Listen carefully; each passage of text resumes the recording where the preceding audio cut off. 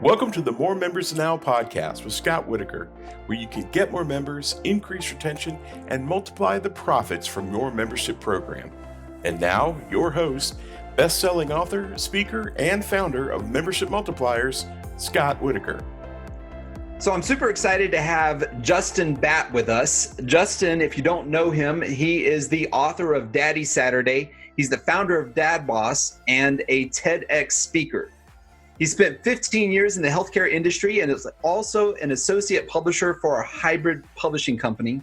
He's been married for 15 years and has 4 kids. So let's welcome Justin Batt. Justin, welcome to today's More Members Now podcast. Tell us a little bit more about yourself. Hey, Scott. So good to be with you today. Thanks for having me on the show.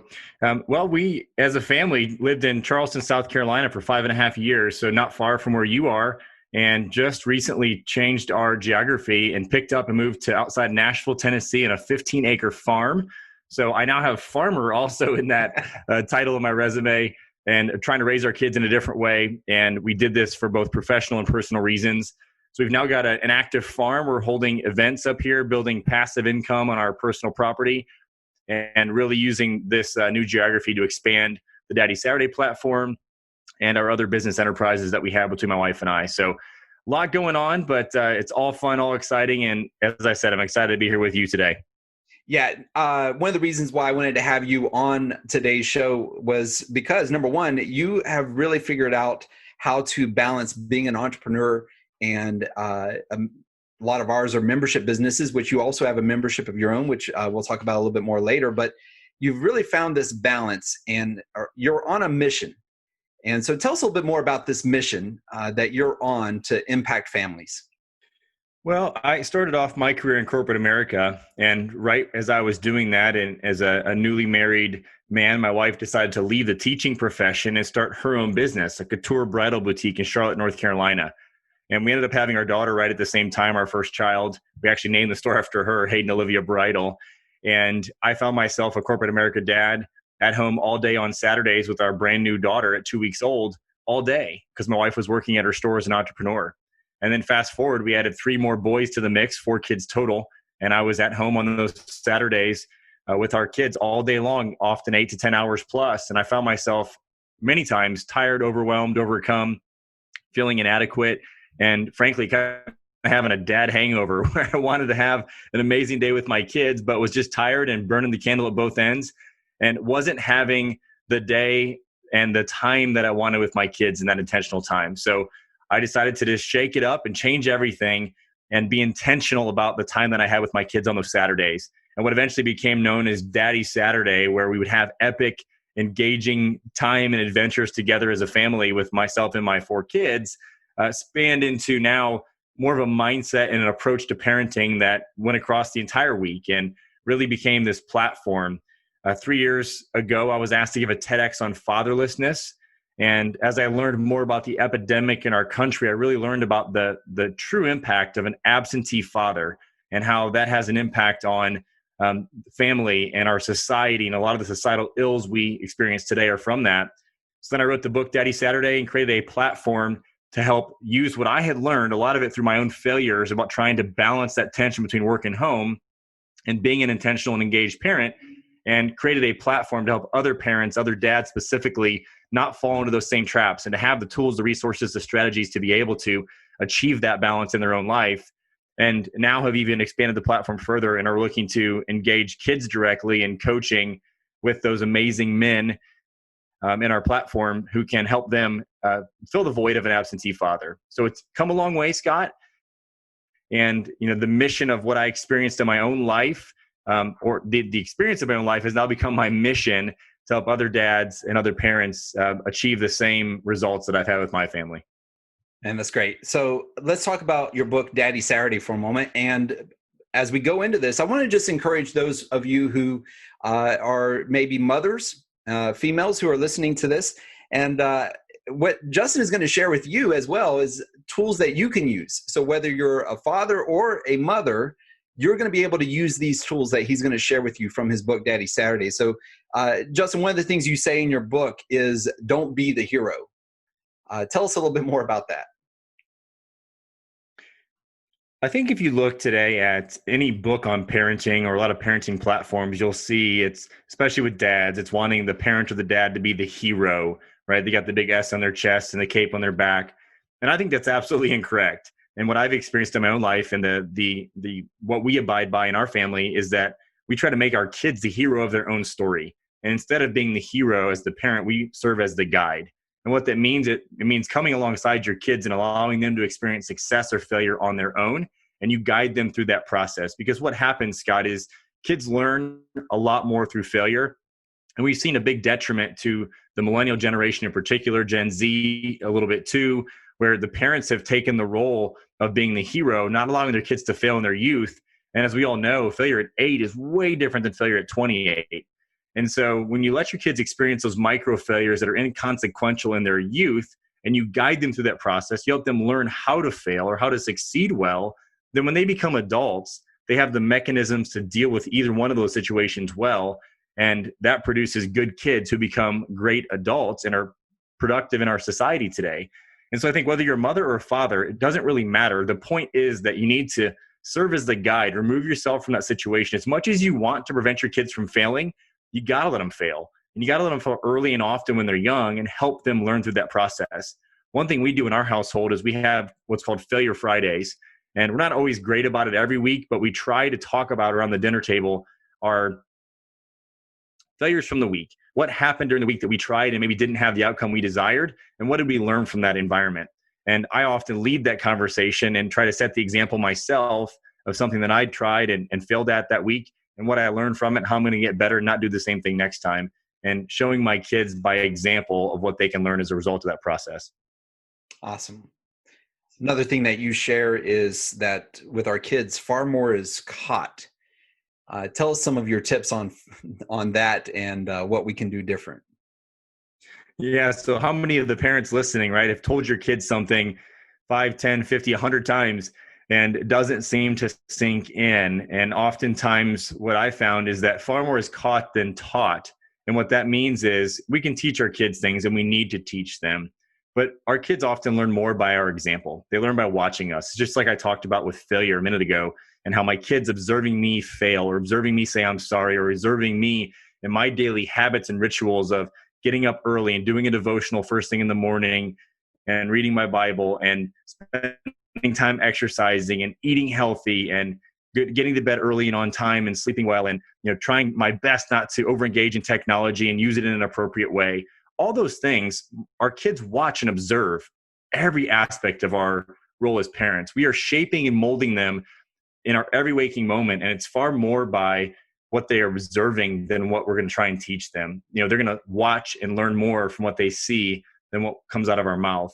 It may sound like it's a daunting thing, but I think that's really important for every parent to understand that your kids are watching you, they're observing you, they're sponges, especially at an early age. And if you want to see them replicate some of those positive habits and rituals in their own life, you need to start by setting the example for them first. Justin, one of the things that I've enjoyed learning from you is about creating these epic moments. And I remember the first time I heard you reference that, and it struck me. And here we are, we're in the midst of, the Christmas season, holiday season with this podcast. Tell us about epic moments, define that for us, and then give us some practical next steps and some things that you've done to create epic moments. I know a number that you've shared with me, but you've got some really good ideas on how to do that. Well, I think that if you go back and you remember the old TV show Home Improvement with Tim Allen and Tim the Toolman Taylor, and he was always making that grunt, rawr, rawr, rawr, and he'd take things to the next level and always try and make it more epic or more grandiose. And I loved that show growing up, and a part of that is how I am around the holidays. I'm more probably like Chevy Chase than Tim Allen, but it's always about the bigger and the better, and just making a memorable experience for my kids, something that they will look back and go, man, my dad is crazy, my dad is nuts, but we had an awesome time, and I will remember all those little moments we shared together. And so I think around the holidays in particular, it's great because we tend to slow down. We tend to have a different pace. We're more intentional with our time. So I would look at each of the holidays coming up, starting with Thanksgiving, and really spend some time helping your kids understand what gratitude is. It's a great time to show thanks, right? And show gratitude. And so it could be a time of starting a gratitude journal. First thing in the morning, our kids get up, they make their beds, and as an act of accomplishing something at the beginning of their day, they then also, while they're making their beds, think of something they're grateful for. Today, it was Veterans Day as we're recording this. So we did a thankful note to veterans and shared that on our social media. So I think it's about spending time showing thanks. So what could you do with your kids around the holidays, around Thanksgiving, to show thankfulness or gratitude? So that's one thing. I think the other thing with that theme is around Christmas Eve. We do our Christmas Eve giveaway where we go out in our local community every Christmas Eve as a family. Some other families join us, and each of our kids has a designated amount of money, and they have a card that's basically like a blessing. And we go around to local laundromats and the Waffle House and other places where on Christmas Eve, people are either alone eating by themselves or still working on a Christmas Eve. And we bless them with money and share thanks for what we're given. So before our kids get shiny plastic things the next day, they have an act of generosity or giving and teach those skill sets of gratitude. And, those are fundamental things. I think those are really important. And then it's also great to blend in the fun. So when we set up our Christmas tree, right, we've got music blaring. There's a process or cadence to it. Our kids just are like bulls in a china shop and they want to throw ornaments on a tree. My wife does not like that. So we have our main tree in our living room, which is like the pretty tree. And then downstairs, we've got our sports tree or kind of a kid's tree, and they can just go nuts on that tree. So we make it special. We make it all theirs. They get to do their thing on it. And, we create a memory around it. We will go and do a lot of our activities, which are board game nights. So we'll do board game nights. We're super competitive as a family. And again, during the holidays, things slow down. You're together. And so we'll engage in just old-fashioned, good old play, right? Card games, board games, Monopoly. We'll have all those events and we make it a fun time of it. And the last thing I think that you can also do is we're a very sports-oriented family. So we'll go out and we'll do like sports marathons and we'll combine different sports and just have a blast competing and having fun together and sharing in moments and memories, either playing wiffle ball or kickball or flag football or whatever it might be around our house as a family, especially when other family members come in and we all engage in that together. So those are some specific things around the holidays we do. But beyond that, I think one of the best things that I've done as a parent is I spend time intentionally planning before I walk into those moments. So before Thanksgiving or Christmas or before any weekend, I spend 15 to 30 minutes researching on my go-tos, whether it's YouTube or VAT19 or just a Google search. And I'll look up activities. I'll look up things to do with my kids. And then I'll rip those off and I'll deploy them in our own backyard, in our own household. And many times those have led to some epic things like building the world's largest water slide in our backyard with massive black tarps. We've done bubble wrap battles. We've wrapped our kids up in bubble wrap and just let them battle each other out. We've built, monster obstacle courses and matchbox car tracks and had glow stick dance parties and you name it. And I've got a free resource you can get. It's 52 ideas for how to plan epic activities with your kids that I'll give you the website for at the end of the podcast. But there's lots of things you can do to engage your kids. And the whole point of it is just being intentional and planning it before you get there, because if you just show up, it's not going to happen. And I think that's a really important point of parenting, something I would encourage all the parents listening to do to make these holidays special, but not just the holidays. Every single weekend that you have with your kids, because they're so limited, can be epic. And remember, it doesn't have to be expensive, extravagant, or extraordinary to be epic. It just has to be intentional. Say that again, because I don't want people to miss on that. That was gold. You said it doesn't have to be extravagant, expensive, or extraordinary to be epic. Is that the way you said it? That's right. It doesn't have to be expensive, extravagant, or extraordinary to be epic. It just has to be intentional. And as I think back out of all the Daddy Saturdays and all the intentional time, at this point, it's almost 14,000 hours that I've invested with my kids on weekends intentionally combined over all the years. It adds up a lot. And some of our most epic times have been the simple moments where we're laying on our trampoline, just tickling and wrestling and looking up at the clouds and just spending great time together, where we're all in each other's presence and we're all together and we've had an awesome day. And we're just looking back going, this is what life is all about. Man, that's awesome. Listen, Justin, you've been very generous with us with your time and sharing with us. If people would like to learn more, I would say, by the way, don't go to YouTube or anything like that. Just go to Justin, and he's curated all these things for you. If people like to learn more about Daddy Saturday or DadBoss, and you mentioned the 52, how can they get in touch with you? How can they get that download? Yeah, so go to daddysaturday.com and you can get access to a lot of the resources there. We also have an Alexa skill, so you can go and ask Alexa to enable Daddy Saturday, and then you can ask her for any ideas on the weekends. And those 52 ideas are pre-populated at random, and it'll look at the weather in your area, give you an idea based on the weather. So I encourage you to do that. And then you can also access me directly at Justin Batt on LinkedIn. And then our digital course for dads is dadboss.com, B-O-S-S, dadboss.com. So any dad that wants to go out there and get access to that course, it's a community of dads who are all striving to be better dads and raise epic kids and create those memories. And if you're a woman or a wife or a mother listening, it's a great gift for the holidays to give your husband, to give the father in your life, to help them out on their journey towards fatherhood.